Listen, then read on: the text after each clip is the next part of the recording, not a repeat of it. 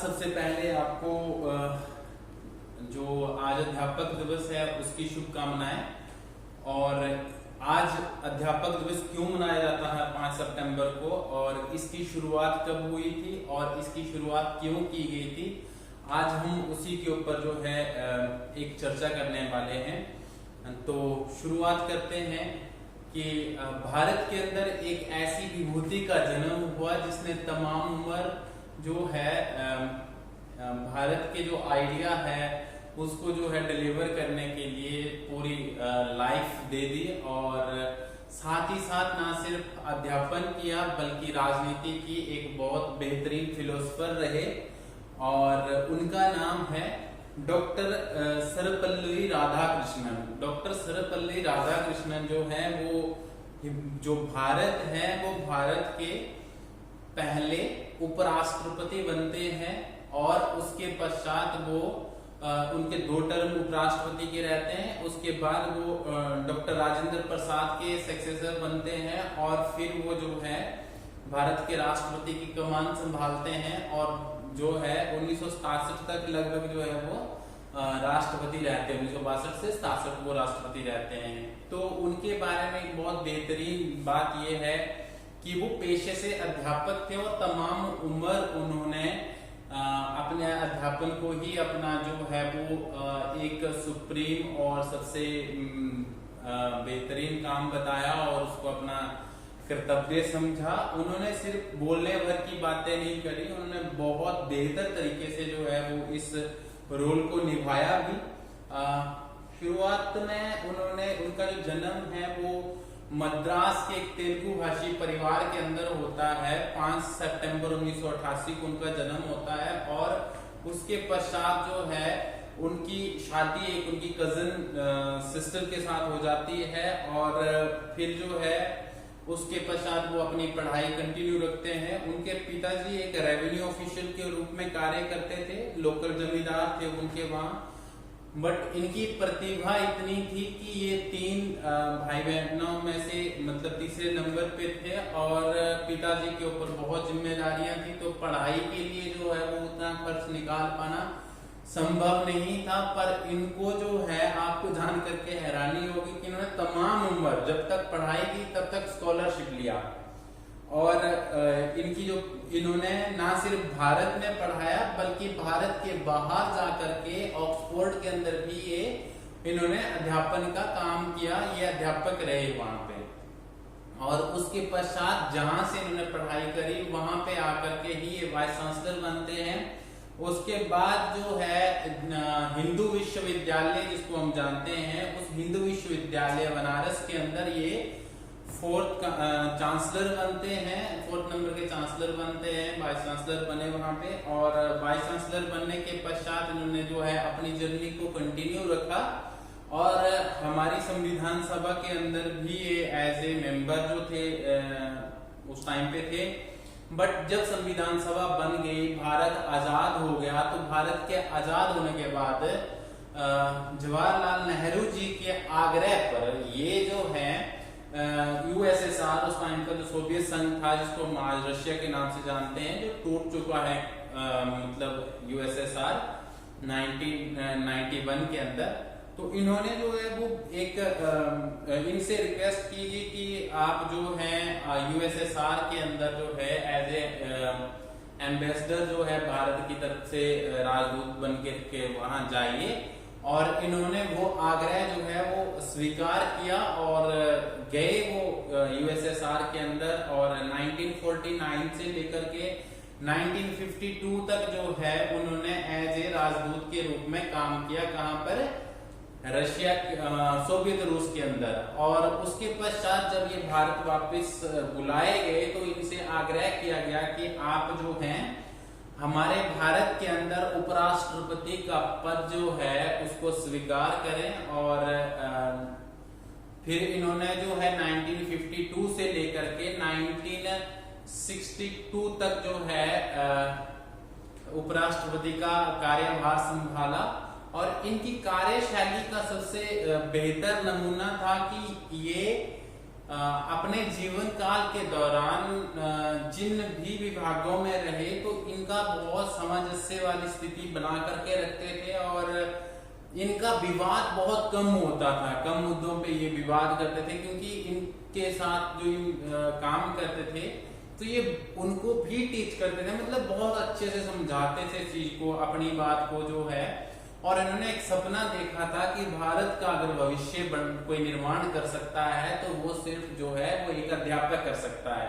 और अध्यापकों के लिए इन्होंने जो है उनकी जो गरिमा स्थापित करी, तो कहीं ना कहीं ये भारत के प्राचीन शिक्षा से भी जो है प्रभावित थे, क्योंकि इन्होंने अपनी जो थीसिस लिखी है बैचलर के बाद, बैचलर के दौरान और उसके पश्चात जो पूरे विश्व भर में इनके आख्यान हैं, उन आख्यानों के अंदर भी इन्होंने जो है भारतीय वेदांत संस्कृति को जो है वो पहुंचाने की जो है एक पहल करी और उस चीज के लिए इन्होंने जो है काफी प्रयास भी किए।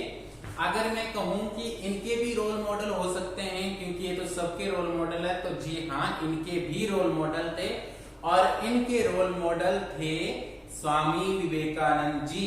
और स्वामी विवेकानंद जी के साथ साथ ये जो है वीर सावरकर को भी बहुत मानते थे और इनका उद्देश्य था कि जो सेक्युलर एक टर्म हम लोगों ने हमारे संविधान के अंदर है वो तो संशोधन के बाद इम्प्लीमेंट हुई, बट इनका जो एक सपना था वो एक हिंदू राष्ट्र का सपना था। मतलब ये एक ऐसी बात है, शायद इसके ऊपर जो है कुछ अलग कमेंट भी आएंगे, बट इनका हिंदुइज्म को लेकर के बहुत क्लियर एजेंडा था। मतलब वो सांप्रदायिकवादी हिंदू राष्ट्र की बात नहीं करते थे, ये अपनी संस्कृति को, अपने वेद संस्कृति को, अपने वेदांत संस्कृति को जो है वो पश्चिम के साथ जो है मिला करके उस चीज को जो है वो दुनिया के सामने लाना चाहते थे और इन्होंने लाने का प्रयास भी किया। इन्होंने पश्चिम के साथ जो पश्चिमी शिक्षा है और जो भारतीय शिक्षा है उन दोनों का कॉम्बिनेशन बना करके प्रेजेंट किया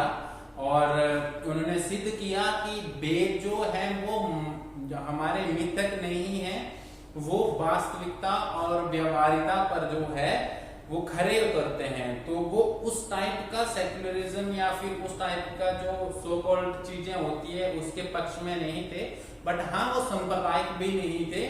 भले ही उन्होंने जो है वो पूरे जीवन अपना ध्यान इन्हीं चीजों के ऊपर किया, बट हाँ उन्होंने जो है शिक्षकों के लिए जो है काफी बेहतर इमेज स्थापित करी। जब इनसे पूछा गया 1962 के अंदर कि हम चाहते हैं कि आपका बर्थडे जो है वो सेलिब्रेट किया जाए, तो उसके लिए जो है आपकी इजाजत चाहते हैं, तो इन्होंने बोला कि नहीं, मैं चाहता हूं कि मेरा जो बर्थडे है वो एक सब टीचरों के लिए जो है एक सम्मानित करने का दिन हो, सब अध्यापकों के लिए सम्मानित करने का दिन हो, क्योंकि राष्ट्र निर्माण के अंदर एक अध्यापक की बहुत बड़ी भूमिका होती है। और इसीलिए इन्होंने जो है वो अपने बर्थडे को इस रूप में मनाने का जो है वो क्या किया, एक आग्रह किया और उस आग्रह को जो है स्वीकार भी कर लिया गया। और उसके पश्चात आग्रह मतलब उस टाइम पे राष्ट्रपति थे, बट एक जो कंसेंट मैंने बोला कि वो कंसेंट से हर चीज को जो है वो फॉलो करते थे और आगे फॉलो अप करते थे। सबसे बेहतरीन बात है कि इन्होंने उपराष्ट्रपति और राष्ट्रपति रहते हुए 4 प्रधानमंत्रियों के साथ कार्य किया।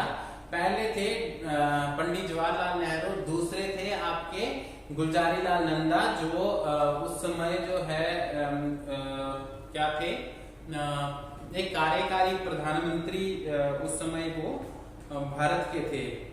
तो उसके पश्चात इन्होंने इंदिरा गांधी, लाल बहादुर शास्त्री के साथ काम किया और लाल बहादुर शास्त्री के बाद इन्होंने जो है वो इंदिरा गांधी जी के साथ जो है वो काम किया। तो इनकी मतलब कार्यशैली इतनी प्रभावित थे इनकी कार्यशैली से लोग कि इनके साथ ना विवाद की तो स्थिति ही उत्पन्न नहीं होती थी।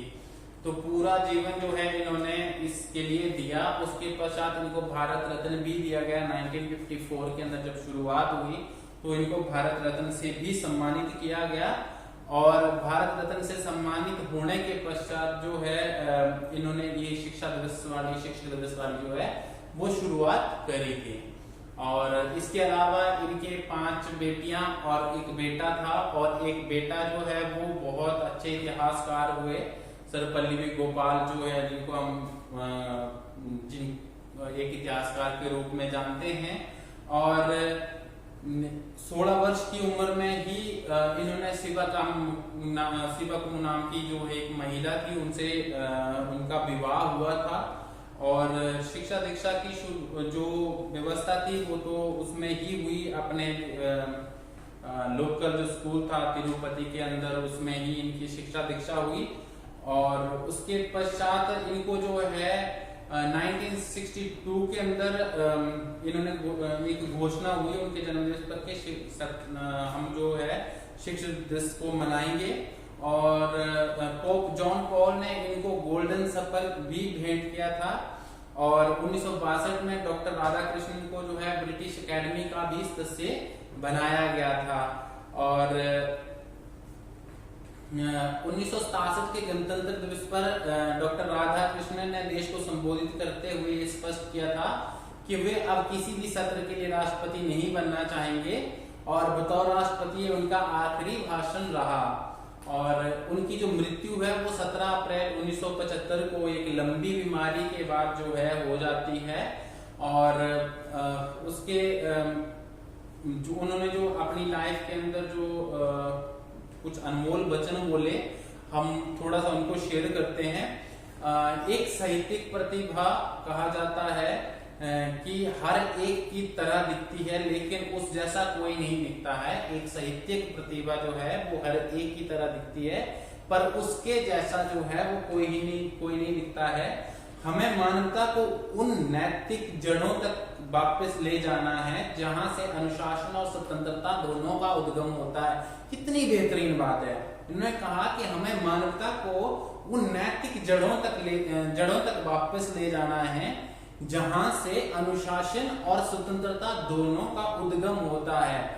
और तीसरा इनका जो मुख्य कोट है वो किताब पढ़ना हमें एकांत में विचार करने की आदत और सच्ची खुशी देता है। ट्रू हैप्पीनेस जो है ट्रू प्लेजर देता है। उन्होंने कहा कि किताब पढ़ना हमें एकांत में विचार करने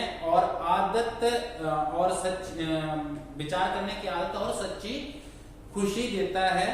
और अगला इनका कोट है कि केवल निर्मल मन वाला व्यक्ति ही जीवन के आध्यात्मिक अर्थ को समझ सकता है एवं केवल निर्मल मन वाला व्यक्ति ही जीवन के आध्यात्मिक अर्थ को समझ सकता है।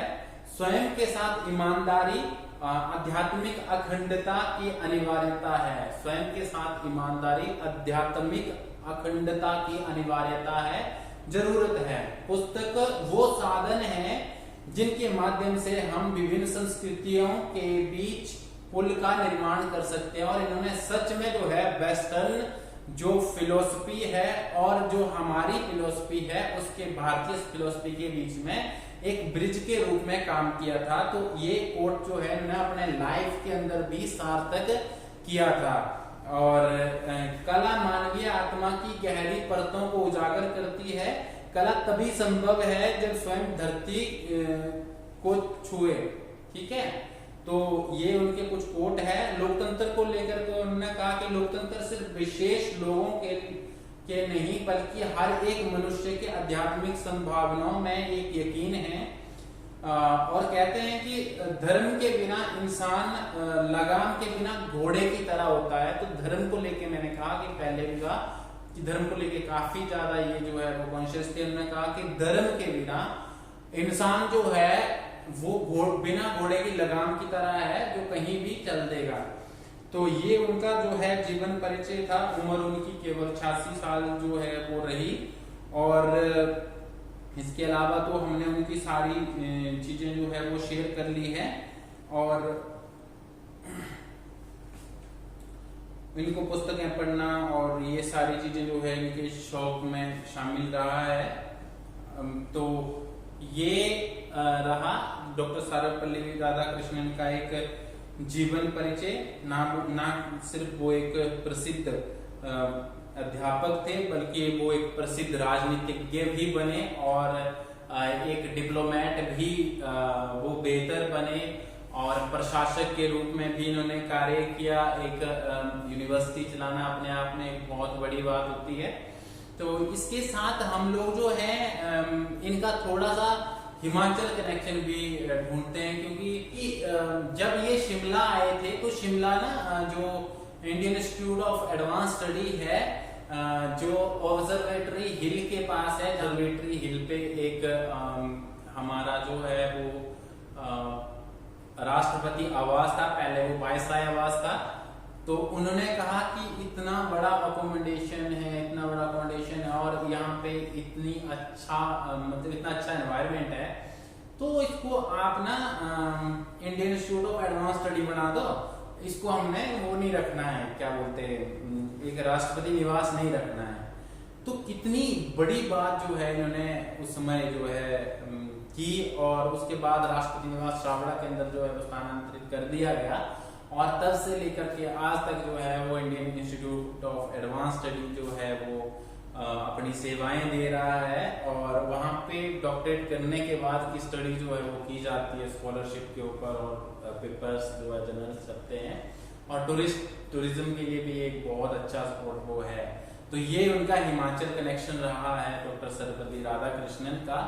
और इसके लिए जो है हम ज्यादा आगे बातों को जो है वो ना ले जाते हुए कोशिश करते हैं कि अब ये इतना ही शॉर्ट रहे। और फिर जो है आप सबको एक बार अध्यापक दिवस की हार्दिक शुभकामनाएं, और उन परम जो हमारे गुरु हैं जो डॉक्टर सर्वपल्ली राधाकृष्णन थे उनका भी धन्यवाद। और शिक्षक होना ना अपने आप में एक अलग आनंद की अनुभूति होती है। अगर शिक्षक अगर आपका पैशन है और वो प्रोफेशन बन जाए तो एक अलग तरह का जो है सुकून इस प्रोफेशन के अंदर मिलता है।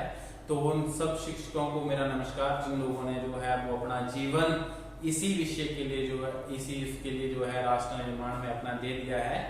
और सबको धन्यवाद, थैंक यू सो मच।